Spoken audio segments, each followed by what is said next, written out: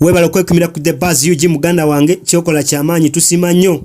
Wabula bobo yagala kulanga naffe era osobola tunonya ku kibanja kyaffe kya Facebook The Buzz ojja kuba otufuna bulungi oba tukubire ku simu 0708 214875 ojja kuba osobola kutufuna.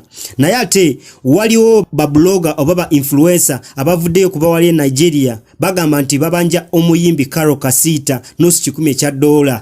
Byonna tujja kuba tubireeta katusoke tugendeko mu ka break katono tukomawo omanyi lwaki bana basajja bamubanja tukomawo tuvaako.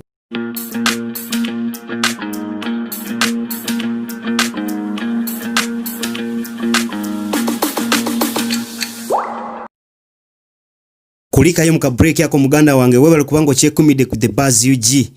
Sigenda kwerabira kujukiza nti bobo yagala kulanga naffe osobola kutunonyako ku kibanja kyaffe ekya Facebook The Buzz osobola kubango otufuna bulungi oba ku YouTube channel yaffe The Buzz UG oba osobola kutukubira ku simu 0708214875 yabo oba osobola kutufuna bulungi ne tumanya nti business yo tugituusa mu bantu bamanye product gyotunda.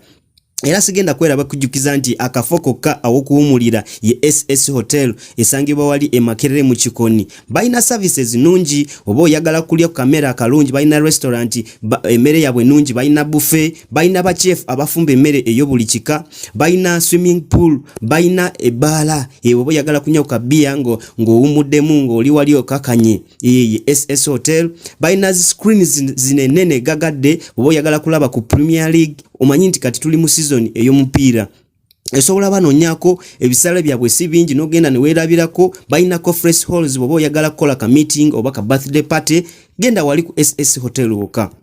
Wabula bwe tuba tugenze mu maaso ne kyatulese nga bugambye ntugenda kwogera ku muyimbi Karo Kasita.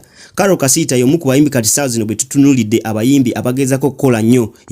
Karo Kasita yomu ku bayimbi mu lockdown saa zino ayinawo oluyimba kuba abayimbi batono nnyo abakoze ennyimba mu lockdown. Kiba kirungi kubajukira nti nabayimbi tebayingiza tebafuna mu music waabwe naye obolaba nti abayimbi bakoze nnyo okufuna sente okukola good music mu lockdown yeno nga tebafuna sente kiba kintu kirungi. Big up abayimbi nga Crystal Panda, Zex Birangi Palaso, Spice Diana, Irene Tale n'abalala bangi bali eyo bagezaako okukola good music nga tebazikiza jukira bateka mu bote bajjamu.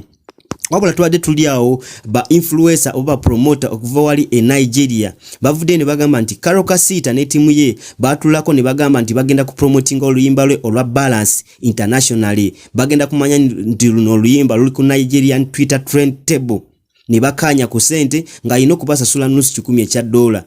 Nusu $1,000 ziba mitwalo nga 37 mu sente zaffe za Uganda. Wabula ne bakanya bulungi buli kimu ne kibanga kiwedde. Bana abantu bakola omulimu ne bagumaliriza Karo Kasita ne timu ye ne babaweereza ka screenshot. Ne bamulaga nti kituufu oluyimba luli ku Nigerian Twitter trend table. Wabula bali awo nga balinze nga bamanyi nti omuwala ono agenda basasula sente zaabwe naye bagamba nti up to now sente zaabwe tanaba kuzibawa. Bebo aba promote okuva wali Nigeria wabula ngabo kimanyi nti wano ku The Buzz tetukuwa side emu era Karo Kasita tugenda munonyako naye tuwulire side ye kituufu bano byebogera bituufu oba bagezako kono nerinyere ngabo kimanyi nti yomu ku bayimbi tutunulidde oba waliwo ba mafia bagezako kumulwanyisa ave ku mulamwa tugenda munonyako kyolina okola tolina kuva ko wano ku The Buzz UG.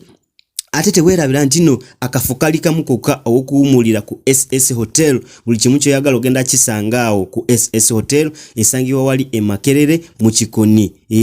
Genda awo osobola kubanga weewumuliramu ogende ku ka holiday n'omwagalwawo bagenda bakeyaringako bulungi nnyo era teweerabira bwe batonda subscribinga wano ku The Buzz UG osobola kubanga ofuna buli kimu kigenda mu maaso mu ggwanga Uganda. Tukyaliyo nze ne tiimu yange.